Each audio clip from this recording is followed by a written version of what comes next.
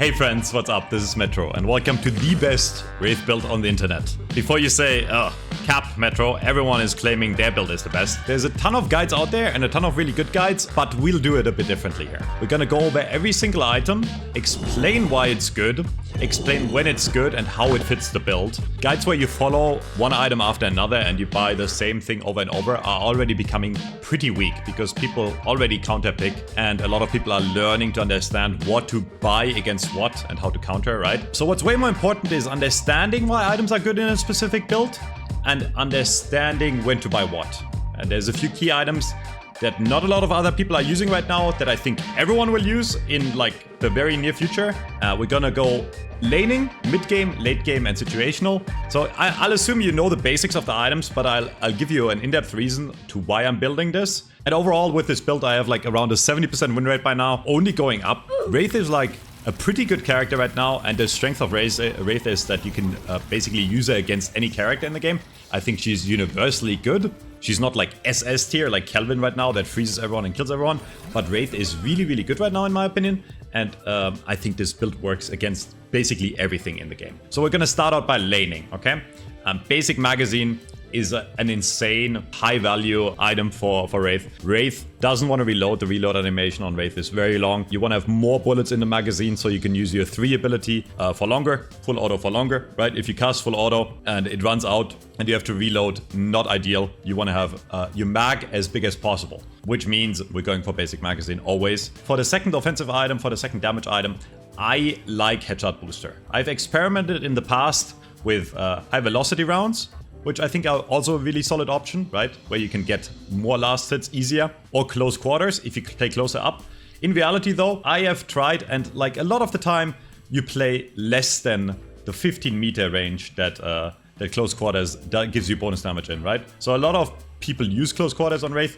I think, especially in laning, you tend to stay further away than 15 meters. While this item is very good, I think it doesn't provide enough value over a headshot booster. And the reason why I'm running headshot booster is it's just free lane harass. It's just free pressure on the enemy. The way headshot booster works is every 7 seconds your headshots do bonus damage, so you don't need to be an absolute aim god to use it.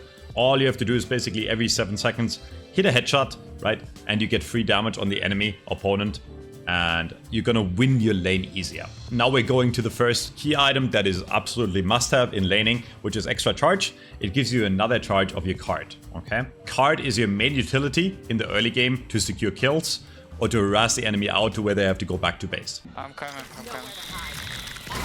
I fucking love this character, bro. Oh my god! In the early game, you're not going to do a lot of damage with your gun overall. The main way to win the lane is burst the enemy down with cards. And with extra charge, you have 3 card charges. With the 3 cards and on level 2, the plus 50 damage per card, you can burst down almost every character in the game from full to 0 in like almost no time. They go onto you, they play aggressive because you look like, you know, you're sitting back in the lane, you're focusing on your last hits, you're focusing on denying the enemy creeps, and when they push you, you can punish really, really hard. Sprint boot is, in my opinion, a must-have on Wraith. The one thing she really lacks, especially in the early game, is mobility, right? Once you get to later game and you level Project Mind to level 3, where you can teleport around like every 15 seconds basically, she becomes more mobile. But you really want movement speed on Wraith. So buying sprint boots early, always worth it. Now we come to my first, I love this item. Healing Rite is so good. Usually other guys say, buy it situationally when you're under pressure, right? If you're taking a lot of damage. But I almost want to disagree. I feel like Healing Rite is almost a must-have. Your main priority in lane should be to gather as much money as possible. And the way Wraith gathers as much money as possible is playing not passive, but like, you're not going to be the aggressor in most situations, right? If you play against a tank, you're going to sit back, harass them, get the last hits. And if you play against another like DPS longer range character like Paradox, let's say, or 7, you're not going to necessarily be the aggressor a lot of the time. Trading damage to secure more last hits is always worth it. I do have a lane guide out that goes over why last hits are so important in the lane. I'll link it in the description. If you've not tried Healing Rite, it is insane. The way it works is it gives you 370 total HP. The only way enemies can cancel it is if an enemy hero shoots you, okay? So if you get hit by creeps, it keeps on going. It's gonna make it so you don't have to go back to base basically ever if you played correctly, which is gonna secure you more money, right? It's better to spend 500 bucks on healing right, stay in the lane and get more creep kills. If you're winning the lane really, really hard and the enemy is not shooting you at all, you can skip this, but it becomes useful even later in the game. For example, when you start farming creep camps early on, you will probably take a lot of damage, so you can just pop this while farming creeps, and you basically never have to go home to buy, and you will always buy your items in the forward shop. Now that we went over the laning phase, which is probably the most simple part about Wraith, you really want to try to rush Tesla bullets early. Let's say 80% of the time, after I buy these 5 items, or these 4 items when I skip healing right, I buy Tesla bullets early. Why is that? Wraith lacks farming potential until you get Tesla bullets, right? Tesla bullets create an AoE that jumps over different targets, that lets you farm creep waves really fast, and that lets you farm jungle camps really fast, okay? This is like basically a must-have item on Wraith. I guess now is a good time to address other people's builds. Like a lot of people are trying to build Spirit on Wraith now, go for more charges, try to focus on Spirit damage and put everything on cards. I don't think this is the way to go. Like I think with good aim, and if you play Wraith, you wanna like aim for the head, right? And get a lot of headshots. The damage you get from your gun is way too viable. Tesla bullets, you want to rush early, right? So you want to play your lane safe and then go for Tesla bullets right away. The only time I don't go for Tesla bullets, I go for bullet lifesteal first. If I realize the lane is kind of stale and not a lot is happening, like it doesn't look like we're going to push the enemy lane fast or kill the first tower fast, or it looks like the enemy is not going to push it fast. If I want to stay in lane longer and sustain, I do buy bullet lifesteal early just to stay in lane even longer, farm more creeps, right? But ideally, you want to get Tesla bullets first. I'm gonna make a guide on Wraith because I think to really understand this itemization on Wraith, you kind of also need to understand how to play Wraith. And now we're getting to the best item in the game. And I'm not over-exaggerating, and it's Fleetfoot, especially on Wraith. Anytime you don't buy this item, you're basically throwing the game. And I'm really not over-exaggerating in my opinion. Like the more I used it, the more I realized how truly broken it is on Wraith. And it's not even the active that makes it broken, okay? It is this passive. It removes the movement speed penalty while shooting. So you want to get this really early on, after bullet lifesteal. It's gonna allow you to move around faster, right? And it's gonna allow you to farm lanes faster. It's also gonna allow you to get out of situations that you wouldn't get out of with the extra movement speed. It's gonna allow you to turn fights around with the extra ammo. It's just a broken item. Makes it so you can move faster, right? Which makes it harder for the enemy to hit you. You have more bullets, you have better movement, and you do more damage to them as well. This has saved me a lot of the time, so it is just truly the best item in the game. And I I really struggle to find words for how good this item is until you test it out. The cooldown on the active is so short, 22 seconds. You can basically spam it to run around from creep camp to creep camp. Enough of me jerking off over Fleetfoot. It's okay. Bullet resist shredder. This is the next item we're gonna pick up. It's basically a must-have on Wraith. What it does is it reduces the enemy's bullet resist when you apply spirit damage to them. If you throw a card at them, they get the debuff, and if you use your full auto on at least level 2, it will add spirit damage to your bullets, right? So you don't even have to throw a card. Use full auto, shoot the enemy, and they're gonna take more damage from bullet resist. Next thing we're gonna pick up is Quicksilver Reload, and I put this on my queue. I've had comments in my last video that asked why not put it on full auto. Basically, if you play it correctly, you will always have spirit cards up, right? So you'll always have that extra reload if you need it. If you're gonna farm a tier 3 creep camp, you shoot it down with full auto, start with full auto, and when your magazine is about to run empty, you throw a card, you have another full magazine.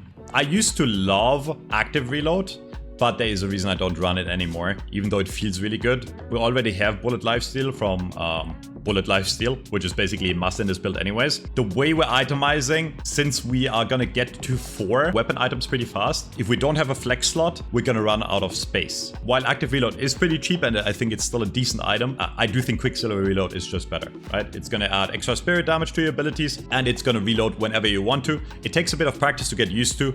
Like sometimes when you start off a fight, right, I know you really want to throw the card early and then you waste your Quicksilver Reload early. It just provides too much value having that instant reload during fights with card trick. We will use our flex slots later for way better items than active reload. Going next item, extra stamina. And this looks so out of place, right? Why just get another random like stamina item for 500 after all of this? This saves me so much in fights. Again, as I explained in early game, is very immobile, right? Which, by the way, you will level up. You will max out Project Mind first to level 5. But in a lot of the early game fights, you will not have it maxed out. A lot of the time, you will come into situations where you will not have it to get in fast or to get out fast.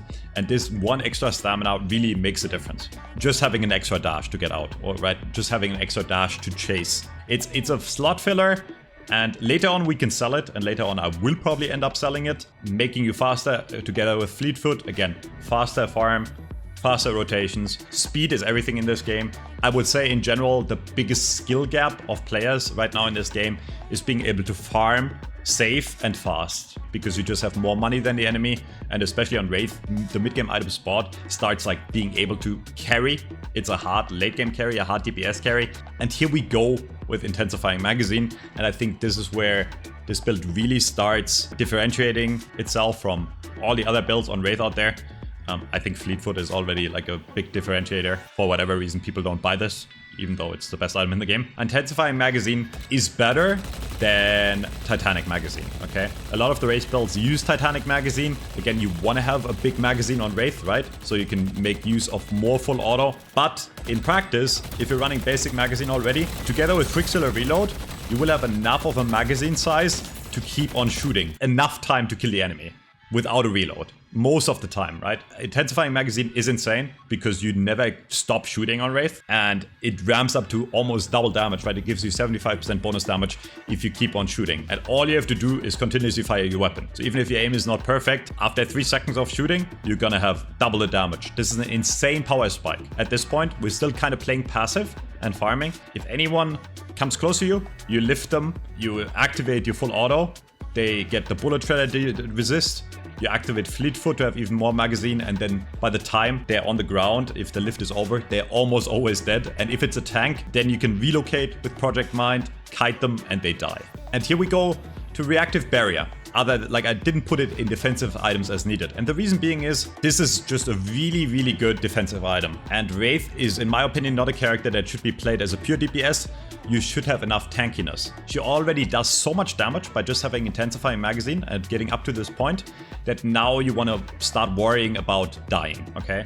And what kills you the most is like hard CC, like Mo and Krill ultimate, right? So this is almost always going to proc in a team fight or even in a 1v1 scenario. There's a few characters in the game that don't really proc this reactive barrier on you. That's a very niche scenario, and I find that in 90-95% of my games, this is just a must-buy item, in my opinion, on Wraith. And after you have this item, depending on how far ahead you are or behind you are, here's where it differentiates, and you really want to start thinking about what to buy next. I think up to this point, you can follow this one-to-one, but now you want to start thinking about what you want to do. I usually end up buying either bullet armor or spirit armor right after. Most of the time, it actually ends up spirit armor. Most players tend to do a lot of damage with spirit armor right now, and it's very rare for the enemy team to have more bullet damage than spirit damage. Like if the enemy is running haze and then like a Vindicta that is building for guns, right? Then I would consider going bullet damage over a bullet armor over spirit armor. Yeah, in most cases, spirit armor is just better.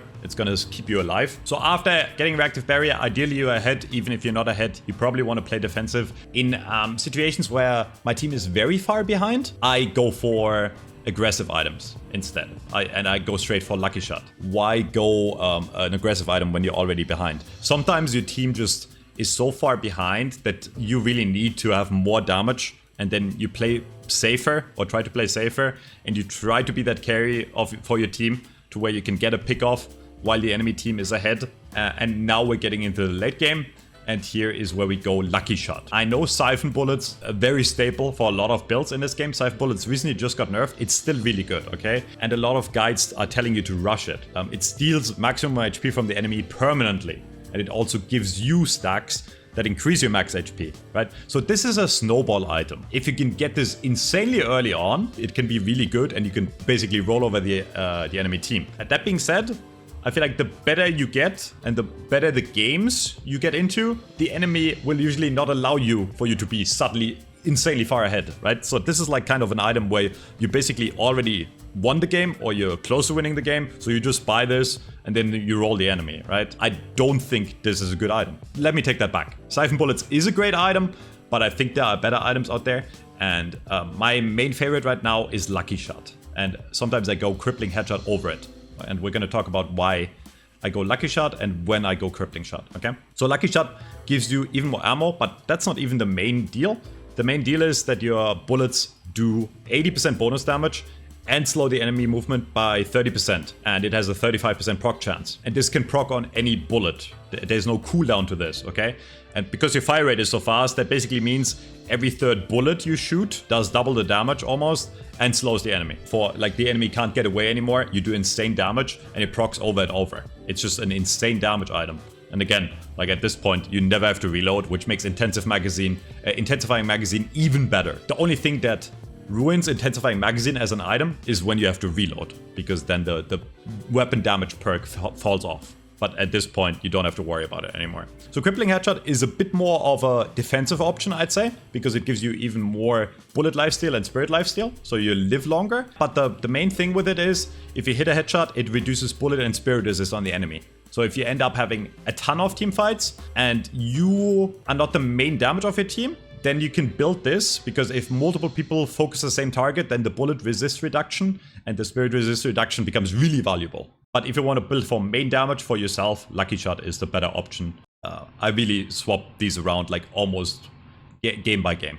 Okay, and then we go Mystic Burst, a random 500 spirit item. Why? We're just filling slots, right? There's still an open slot for spirit. Again, we're not building spirit damage. And the reason we're building it this late is because I really think everything before this is really essential. And this is just a slot filler to give you that little bit of extra damage, right? 6% weapon, you get a small spirit shield, and your cards are going to do even more damage. Because you're not going to use the slot for anything else anyways, unless you go Curse very late on, but Curse is a situational item that we're definitely not going to get right after Lucky Shot, okay? And then, depending on the situation, I go Healing Booster. Depends on how many flex slots I have. I do this because, again, it gives me more spirit resist. It increases the effectiveness of my healing. A, it increases bullet lifesteal healing. B, it increases the full auto healing that I will at this point probably have on level 5. So this just increases my healing, gives me more survivability for cheap. And if I don't have a flex slot and I still want to buy this, if I want to be a bit more survivable, at that point I get rid of the extra stamina. Now we're talking mega late game. If you need it, Vampiric Burst I really like. It's an active that gives you 100% bullet lifesteal and it increases your fire rate. This is insane against a lot of things, right? A lot of people buy reflecting armor to reflect the damage to counter you, or a lot of people buy return fire, and a lot of people run metal skin, which makes them invulnerable to your bullets, which is really bad, right? So in these situations, you can proc Vampiric Burst and just shoot through it. You're gonna heal so much, you basically can't die. While this is active, as long as you're able to shoot, you can't die. And it's like by far better than Leech. It just got a nerf and it's looked upon like really fondly by a lot of people, but I don't think it's a great item anymore. Which brings me to the next insane item on Wraith. If you end up being the hard carry, the enemy team is going to try to focus it down. And Unstoppable is probably one of the best items in the game because it just suppresses any negative status effects. You can't be stunned anymore. If the enemy has a dynamo and is running Black Hole, you sit behind your team, you proc this, you can walk into him, it's not going to do anything. Unstoppable is truly like the hard carry. You proc this and you don't have to worry about anything at that point. Combined with the lifesteal you have, you basically can't die. Inhibitor is another great alternative.